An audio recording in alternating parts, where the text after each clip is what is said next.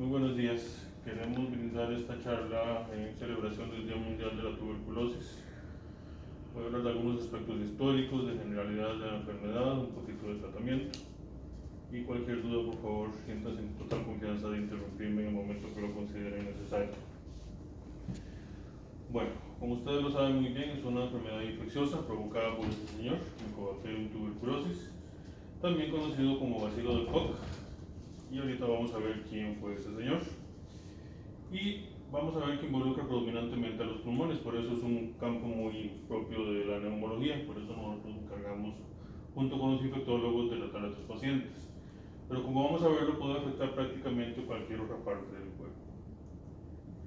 Esta es un frotis es una baciloscopía, así le llamamos. Este es el germen que provoca la tuberculosis.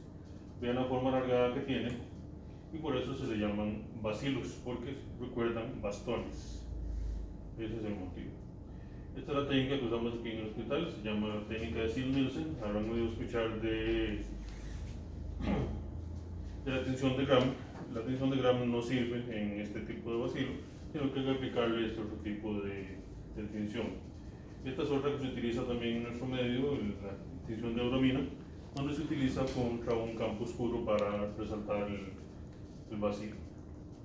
Y esta es una fotografía de microscopía electrónica que me gusta mucho porque revela mucho los detalles de la bacteria como tal. Bueno, quiero hablarles un poquito de historia.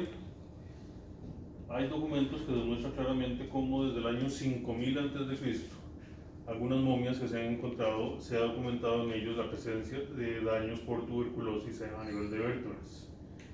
Pues imagínense la cantidad de años que lleva esta enfermedad con nosotros. Muchísimo tiempo. Se describe también en momias peruanas, el año 700 a.C. también, donde se ha documentado presencia de este tipo de enfermedad. Algunas celebridades que murieron por tuberculosis, no sé si se recuerdan a Federico Chopin, un compositor muy famoso. Alexander Graham Bell, ¿saben quién es este? El inventor del teléfono. René Laennec, ¿saben quién fue él? El que inventó esto. René Laennec. San Francisco de Asís también murió por tuberculosis. Si esta no me la dicen, los guindo. La famosa fundadora de la enfermería, Louise Braille, ¿saben quién fue? Fue el que diseñó la escritura para no videntes, el braille, que le llamamos aquí. Este señor también murió de tuberculosis, famoso Simón Bolívar, no sé si lo sabían. Entonces vemos que hay una serie de personajes importantes a lo largo de la historia que han muerto precisamente por esta enfermedad. Y este es el doctor Robert Koch, que fue quien descubrió el bacilo de la tuberculosis en 1882. Por eso este se le llama bacilo de Koch precisamente. Y por ese descubrimiento fue que se le dio el Premio Nobel de Medicina en 1905. Entonces, hubo toda una era a partir del descubrimiento del doctor Koch en que no se sabía cómo tratar en realidad esta enfermedad, y en la era pre-antibióticos.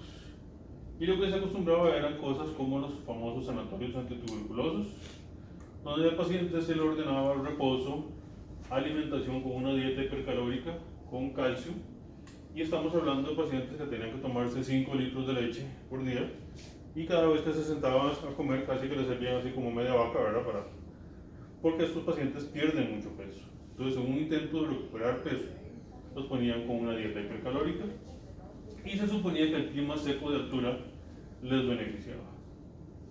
Por otro lado, inventaron técnicas quirúrgicas, la famosa colapsoterapia, donde vamos a ver más adelante cómo se pueden formar cavernas en los pulmones de estos pacientes. De manera que a alguien se le ocurrió que, como se había documentado que la bacteria era requiriente de oxígeno, si se colapsaban esas cavernas, tal vez se podía corregir la enfermedad. Y por eso se ha acostumbrado al famoso neumotórax terapéutico, ahorita vamos a hablar de eso. Y toracoplastías, eran cirugías muy extensas donde se quitaban pedazos de pulmón, se quitaban costillas. A mí me han llegado aquí bastantes pacientes así, sobrevivientes de estas cosas, pero hoy en día sabemos que no servían absolutamente para nada. Este señor Hermann Bremer fue un médico alemán que en 1854 consiguió construir el primer sanatorio para tratar tuberculosis. Y eso lo hizo en los Alpes alemanes. A él fue el que se le ocurrió esta idea y mucha gente posteriormente en el mundo, muchos países, siguieron su ejemplo. Este es el sanatorio que fundó el Dr. Bremer. Aquí tenemos un sanatorio en España, el sanatorio de Manresa, en Cataluña. Y noten ustedes que esto es la cura solar diaria en la terraza del sanatorio. Se suponía que el exponerlos al sol también les ayudaba a curarse. Vean ustedes la fila de camas. A los compañeros de enfermería, imagínense lo que era sacar toda esa cantidad de pacientes al pasillo todos los días y volver a meterlos después. Imagínense la trabajada que implicaba eso. Y por supuesto, en nuestro país, lo más parecido que encontraron a los Alpes alemanes fue, por supuesto, en Cartago, lógicamente, ¿verdad? Por eso fundaron el Sanatorio Durán en las faldas del volcán Irapuato. Este es el edificio en su apogeo y funcionó entre 1917 y 1963. Hoy en día sabemos que es una edificación sumamente deteriorada, lamentablemente, pero sí tuvo su renombre en su momento cuando estuvo funcionando. Fundada precisamente por el doctor Carlos Durán Carpín, que inclusive a finales del siglo XIX fungió como presidente en algún momento. Era vicepresidente, pero le tocó ejercer la presidencia un par de veces. Bueno, esto es el dispositivo que se utilizaba para el famoso neumotórax. Vean lo que recuerda los infladores de bicicleta que usábamos antes, ¿verdad? Y noten la sonda que tiene aquí, esta que tiene aquí, con una aguja en el extremo. ¿Lo ven? Esa aguja era la que se metía entre los espacios intercostales del paciente y con el dispositivo se insuflaba ahí en el espacio pleural, con el fin de colapsar el pulmón y que esas cavernas que se sabía que contenían muchos bacilos colapsaran. Por eso se le llamaba colapsoterapia. Hoy en día nos suena algo sumamente primitivo y además cruento, ¿verdad? Sabemos que no servía absolutamente para nada, pero eso fue lo que dijeron en aquel momento, eso fue lo que se les ocurrió. Yo me pregunto en 200 años qué dirán de nosotros, ¿verdad? Mira, tienen cosas pastillas para curar la tuberculosis, qué primitivos. En este momento sabemos que esto definitivamente no servía para nada. Posteriormente se inventaron los antibióticos. Este es el doctor Selvan Baxman, quien fue el que descubrió la streptomicina en 1943. Los que ya peinamos algunas canas se acuerdan antes que inclusive en la institución se contaba con streptomicina. Y fue quien descubrió esta droga. Bueno, se aduce que en realidad fue su ayudante quien lo descubrió, pero que se robó el crédito, pero hay mucha discusión al respecto. Bueno, entonces para el año de 1944 fue que se empezó a usar la streptomicina precisamente y dio excelentes resultados iniciales. Sin embargo, se vio que 2-3 meses después, una cantidad importante de esos pacientes recaían una tuberculosis contra la que el fármaco dejaba de ser eficaz. Y se empezó a sospechar de la capacidad de la bacteria de generar resistencia a los medicamentos. Ese mismo año se inicia el tratamiento con ácido paraminosalicílico y en el año 49 se asocia con streptomicina. Se aplican los dos al mismo tiempo. Y para el año 51 se inician experimentos con isoniazida, que da excelentes resultados. Este es un medicamento que todavía hoy en día lo seguimos utilizando en forma regular en pacientes con tuberculosis. Este entonces es un resumen de cómo funciona todo esto. Estamos muy en boga con los mecanismos de diseminación de patógenos, ¿verdad? Con la famosa pandemia que estamos atravesando, pero tuberculosis funciona bastante similar. Ese paciente con una lesión cavitaria en su pulmón, al toser expulsa gotas donde va el bacilo y queda ahí diseminado en el aire por hasta 1 hora en presencia de luz ultravioleta. El nuevo inquilino va a respirar estas gotitas de saliva y el bacilo se va a alojar en su pulmón.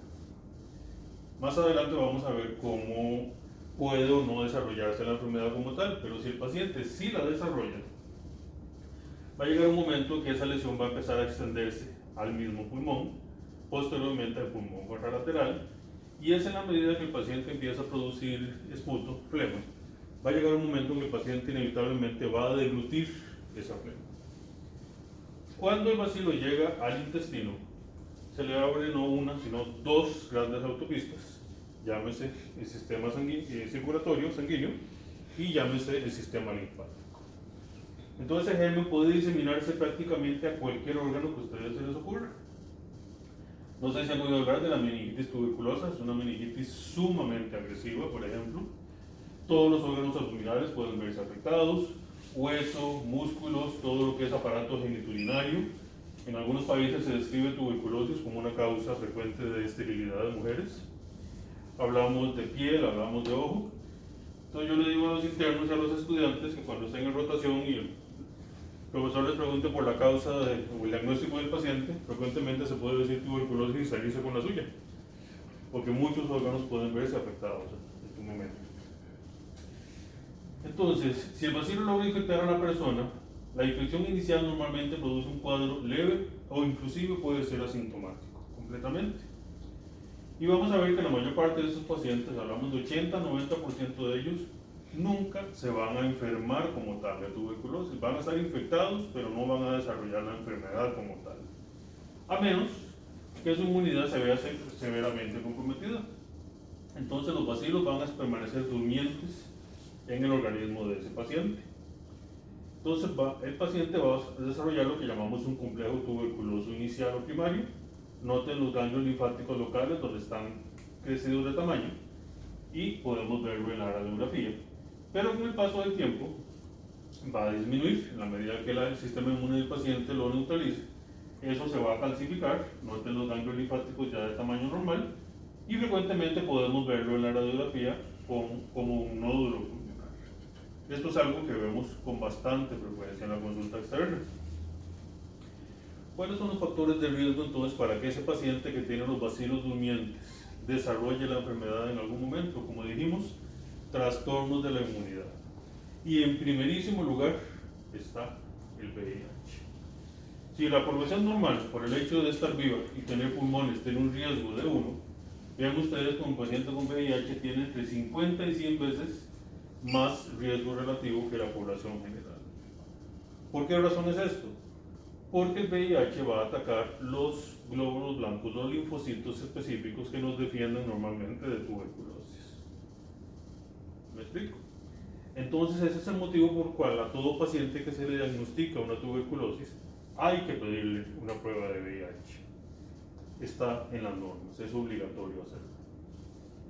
Vean la cantidad de causas adicionales que tenemos ahí: medicamentos, hemodiálisis, tumores sólidos, bajo peso corporal, la misma diabetes, el mismo fumado aumenta el riesgo. Pero en primerísimo lugar, como insisto, está el VIH sin ninguna duda. Entonces, como dijimos, los bacilos se van a diseminar de la lesión primaria a otras partes del organismo, sea vía sanguínea o linfática y a través de los bronquios o por contigüidad ahí mismo en los pulmones. Como vimos entonces, la TB pulmonar va a ser la forma más frecuente porque ahí es donde inicia todo el proceso, lógicamente. Estamos hablando de más de 80% de los casos y en principio es la única forma que en realidad se considera contagiosa y por esa razón la detección y tratamiento es prioritario.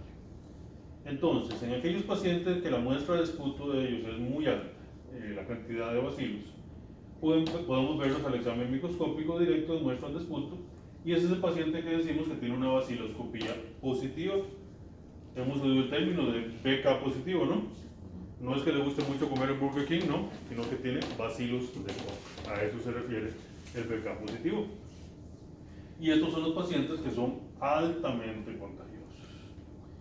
Entonces, si ese paciente no recibe tratamiento adecuado, puede transmitir la infección a 10 o 12 personas más en un año. Por eso es que es importante detectarlos y tratarlos. Algunas veces los bacilos no son suficientes para visualizarlos. Son pacientes que tienen baciloscopía negativa o son BK negativos nuevamente. O bien que son positivos solamente por cultivo, hablamos de 7 a 10 veces menos contagiosos que los positivos por baciloscopía. Son mucho menos contagiosos.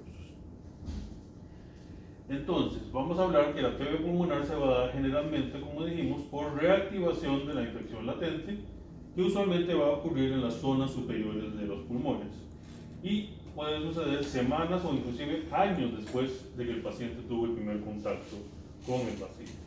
Eso es muy variable dependiendo nuevamente del sistema inmune del paciente.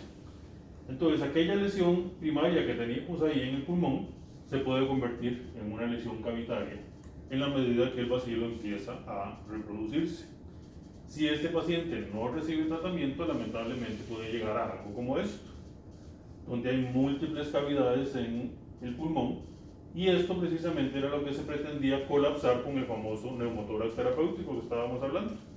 Lo que se quería era hacer colapso de esto para ponerle difícil las cosas al bacilo, que nuevamente no servía absolutamente para nada. ¿En quiénes tenemos que sospechar tuberculosis? Paciente con tos persistente de 2 semanas o más de duración. Paciente con expectoración, que a veces puede ser sanguinolenta, pero hay otros síntomas y signos que son menos específicos. Paciente con fatiga, pérdida de peso. Ustedes saben que ese es un diagnóstico frecuente de ingreso en nuestro hospital, ¿no es cierto? Lo vemos con frecuencia. Y no es infrecuente que un paciente con pérdida de peso, al final de cuentas, termine siendo una tuberculosis. No es para nadie inusual. Pérdida de apetito, diaforesis nocturna, fiebre, sobre todo en las tardes, dificultad respiratoria y a veces inclusive dolor torácico. Como vimos entonces, no va a ser solo en los pulmones, sino también puede ser extrapulmonar. Ya dijimos que es diseminación por sangre o por linfa. Y los sitios más usualmente afectados van a incluir lo que son nódulos linfáticos. Lógicamente, si el bichito se distribuye por el sistema linfático, los ganglios linfáticos pueden verse afectados importantemente. Desde que trabajo aquí he visto al menos 3 casos de esto, aquí en nuestros pacientes. En el espacio pleural puede haber enfermedad por tuberculosis, el tracto genitourinario, hueso y articulaciones es una ubicación más rara en realidad y representa todo un problema porque implica hacer una biopsia de hueso y a veces cuesta convencer a los colegas ortopedistas de que nos hagan una biopsia en nuestros pacientes ya adultos mayores. Ya mencionamos las meninges, lo que es todo el abdomen, tracto gastrointestinal. Este es un ejemplo entonces de una adenopatía, vean el crecimiento que tiene este paciente aquí, por tuberculosis. Así es como se vería ya en el paciente como tal. Entonces, en los casos que hemos tenido, lo que se ha hecho es una biopsia de ese ganglio, y así es como hemos obtenido el diagnóstico con esos pacientes. El primer caso que tuve era una adulta mayor con una lesión todavía más grande que esta, parecía una bola de tenis lo que tenía la pobre señora ahí. Le iniciamos tratamiento y me vino a los 2 meses a cita de control y prácticamente había desaparecido la lesión que tenía ahí. Una respuesta muy favorable. Obviamente las manifestaciones clínicas van a depender del órgano que esté siendo afectado. Entonces, por ejemplo, podemos ver dolor torácico en los pacientes con derrame pleural tuberculoso. Ya mencionamos los ganglios linfáticos aumentados de tamaño y van a ser más frecuentes alrededor del cuello. No sé si recuerdan el término, esto se llama escrófula. Ese es el nombre correcto. Y deformidad angular de la columna vertebral en los casos de mal de Pot, o sea, tuberculosis ósea a nivel de vértebras. ¿Cómo hacemos el diagnóstico? Nuestro caballo de batalla va a ser la vaciloscopía. ¿Por qué? Porque es rápido, porque es barato. Y prácticamente todos los establecimientos de salud de la institución tienen acceso a este tipo de prueba. Entonces, va a ser el recurso central para detección, diagnóstico y tratamiento de la TB. ¿Por qué tratamiento? Para darle seguimiento a ese paciente. Entonces, con la primera muestra vamos a realizar el diagnóstico hasta en un 70 u 80% de los pacientes. La segunda muestra agrega un 15% más y la tercera un 5% más. No sé si ustedes se han fijado que insistimos mucho en los pacientes en salón que recojan las 3 muestras de esputo. Esta es la razón. Por eso es que es importante que el paciente recoja las 3 muestras. Por eso la norma insiste en esto. Y a veces es complicado ver que el paciente lo tenemos cautivo aquí internado y no se le recogen las 3 muestras. Bueno, entonces esas personas de 10 años o más con tos, expectoración y o presencia de sangre en la expectoración de 2 o más semanas de duración son los que llamamos sintomáticos respiratorios y son los que presentan mayor probabilidad de tener tuberculosis y en ellos siempre hay que descartar esta enfermedad. Entonces, como mencionamos, A todos se les debe tomar 3 muestras de esputo seriadas para vaciloscopía. Entonces el diagnóstico lo vamos a establecer al obtener una de 3 muestras positivas. El cultivo va a ser mucho más sensible, como dijimos, requiere una menor cantidad de bacilos que la vaciloscopía. Hablamos de una cantidad tan pequeña como 10 bacilos por mililitro de esputo. Es baja si lo comparamos contra 10.000 bacilos que necesita por mililitro la vaciloscopía para que salga positiva. ¿Cuál es la desventaja? Que tarda entre 4 y 6 semanas en estar listo. Entonces no es tan práctico. ¿En quiénes va a ser útil? En diagnósticos de sintomático respiratorio con varias vaciloscopías negativas, en TB extrapulmonar, en niños, para confirmar fracasos de tratamiento, y todo paciente que haya sido tratado anteriormente que nuevamente presente una vaciloscopía positiva. La radiografía. No quiero dejar de hacer énfasis en esto. El diagnóstico radiológico de la TB no es fiable. ¿Por qué? Porque no permite confirmar el diagnóstico. Hay otras enfermedades que pueden producir cambios similares, o bien un paciente que haya tenido tuberculosis previa, van a quedar secuelas ahí y que puede ser que no nos permitan distinguir claramente si es un caso nuevo o no. Nos puede ayudar, sí, para aumentar la sospecha, conocer las características de las lesiones y a dónde están ubicadas. Perdón. Por esa razón, nunca podemos admitir el diagnóstico de tuberculosis solamente con un estudio de imágenes. Puede ayudarnos a sospechar, pero rotundamente no es una buena forma de diagnosticar. Solito no deberíamos de utilizar. La famosa prueba de tuberculina, la PPD, es una intradermoreacción contra derivados proteicos purificados, eso significa PPD. La vamos a aplicar en el antebrazo derecho y se va a leer 72 horas después. En realidad tiene un valor limitado en la práctica clínica, sobre todo donde la tuberculosis es frecuente y donde la cobertura por BCG es alta. Creo que todos los que estamos aquí presentes nacimos en un hospital y no nos dejaron irnos para la casa hasta que nos vacunaron con BCG. Entonces una PPD positiva no significa enfermedad. ¿Qué significa? Que el paciente ha sido infectado en algún momento de su vida por una micobacteria, no necesariamente Mycobacterium tuberculosis, sino una micobacteria. ¿Cuál de todas? No lo sabemos. Y que se ha sensibilizado a sus antígenos. O sea, estuvo en contacto con una micobacteria, pero tampoco sabemos cuándo. Yo en lo personal no uso esta prueba por esta razón. Ahora, ¿cuáles son los principios del tratamiento de la tuberculosis? Estamos hablando que se basa en la quimioterapia de corta duración. ¿Cuáles son las condiciones necesarias? Un tratamiento acortado. Estamos hablando de un régimen de 6 meses.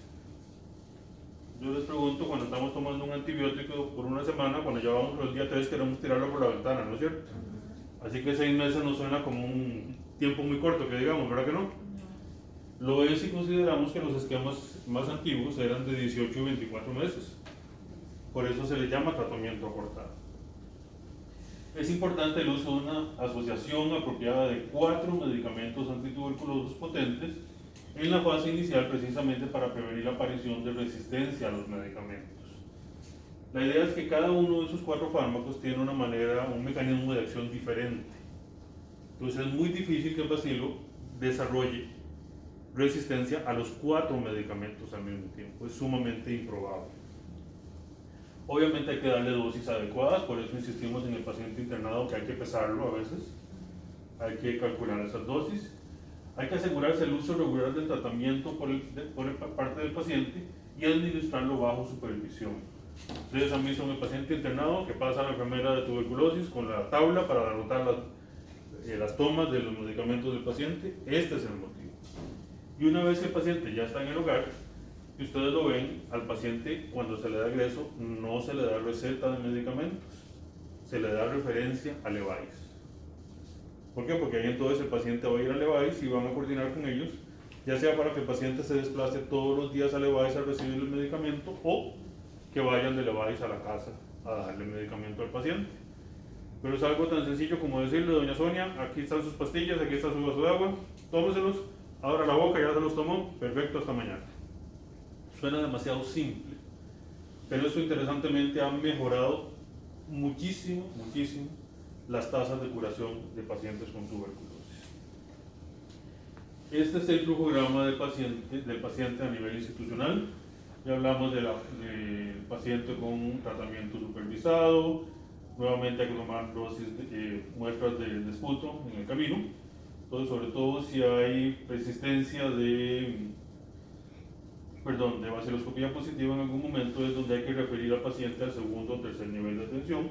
O bien la definición si insiste mucho en la importancia de al final del proceso de 6 meses tener una baciloscopía negativa para poder declarar al paciente curado con baciloscopía negativa. Creo que esta es la última, entonces invitarlos a unirnos a la lucha contra la tuberculosis en ese paciente que ustedes observen, o tal vez por el hecho de trabajar en un hospital con alguna frecuencia, tal vez alguien pueda acercarse a preguntarles. Así que fulanito tiene tos hace mucho tiempo, está con flema, menciónale, podría ser tuberculosis, es mejor que se acerque. Importante mencionar que por ser una enfermedad con un alto impacto en la salud pública, el paciente con tuberculosis puede ser que no esté asegurado para recibir tratamiento, no es requisito estar asegurado para ser tratado por tuberculosis. La ley lo cubre. Bueno, si tienen alguna pregunta o comentario, más que bienvenido. Muchas gracias. Muchas gracias. Y actualmente en el país, doctor, ¿cómo está la enfermedad? ¿Hay muchos casos? Muy buena pregunta. Por mucho tiempo ha existido la creencia que ya en Costa Rica no hay tuberculosis, y eso no es cierto. Sí podemos decir que somos un país con baja prevalencia. En comparación con el resto del área, inclusive Latinoamérica, tenemos cifras sumamente bajas. Nuevamente eso demuestra la fortaleza del sistema de salud que tenemos. Pero digamos, a nivel de nuestro hospital tenemos 2, 3 casos por año, por ejemplo. En los casi 20 años que llevo aquí, el año más fructífero fueron 7 pacientes en un año. Y es la única vez que ha sucedido. Pero rotundamente no es algo que haya desaparecido, que es lo que se quiere al final de cuentas.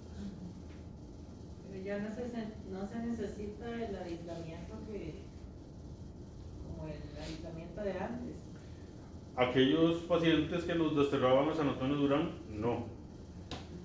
En realidad también es importante, ya que lo pregunta, rotundamente hoy en día no es indicación, el mero diagnóstico de tuberculosis no es un motivo para internar al paciente. Y a veces el familiar se le para el pelo, ¿cómo que no lo va a internar, doctor? Pero los familiares, bla, bla, bla. Esto no tiene 15 días de tenerlo, tiene varios meses. Y ya los familiares han estado en contacto con ese paciente. ¿Cuándo los internamos? Si el problema número 1 es problema social. ¿Por qué? Porque son los indigentes, adultos mayores que viven solos, que no tienen quien los cuide. Ese es generalmente el principal motivo para internarlos. O porque tiene un compromiso respiratorio importante, tiene una TB extrapulmonar, otras enfermedades que tiene se están descompensando por esta razón, ha perdido mucho peso.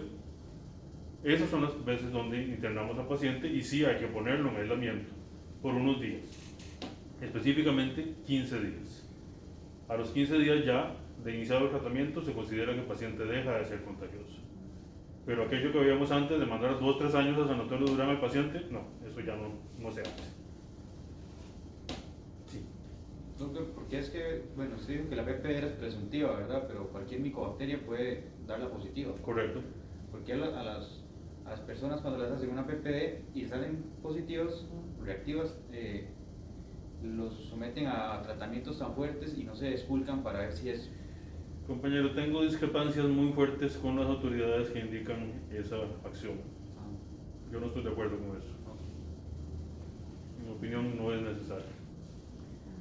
Sobre todo en realidad, esos pacientes al final de cuentas terminan haciéndole un examen de sangre para confirmar o descartar eso.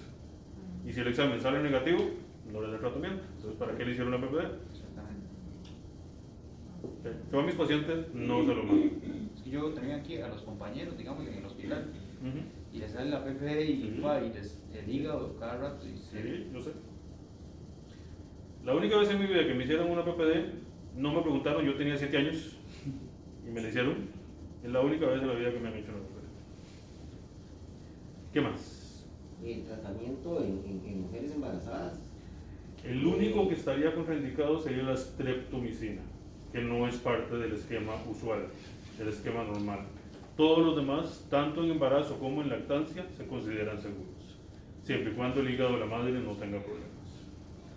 Pero la streptomicina, insisto, no es parte del esquema usual, se usa en otras situaciones, intramuscular, porque puede dar problemas de oído y toxicidad en el feto y de riñón. Pero los otros 4 medicamentos sí se consideran seguros en embarazo y lactancia. No es contraindicación en embarazo para tratar a la madre.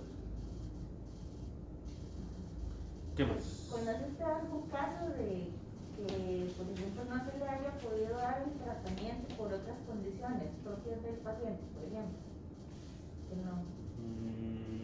Sí, en el camino hemos visto algunos. Ajá. La mayoría han sido que no quieren recibir tratamiento. Ah, bueno, pero porque no quieren, ¿no? Sí, correcto.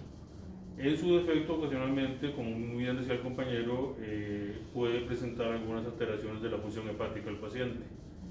Esos son pacientes que hay que pararles inmediatamente el tratamiento, dejarlos descansar por al menos una semana y después ir introduciendo los medicamentos uno por semana, para ver la respuesta. Entonces, sí hubo casos donde ya lamentablemente el bacilo había producido resistencia al tratamiento convencional. Pacientes que dejaron el tratamiento abandonado varias veces, que por alguna razón lograban o hacían que se tragaban el tratamiento y se tomaban uno, otro no. Entonces hace, que fue en el 2004 más o menos, tuvimos un grupo de pacientes con TB multiresistente que la institución gastó un dineral en ellos. Se pagó por 6 meses un sitio de internamiento ahí contigo al Calderón Guardia. Entonces era 24 horas de enfermería, 24 horas de médico, exámenes van y vienen. Y sí, a ellos hubo que hacerles un seguimiento muy estricto por año y medio después de que los egresamos. Pero sí, a veces hay problemas en ese sentido. Pero es sobre todo las alteraciones de la función hepática donde a veces no hay que buscar alternativas diferentes. Sí.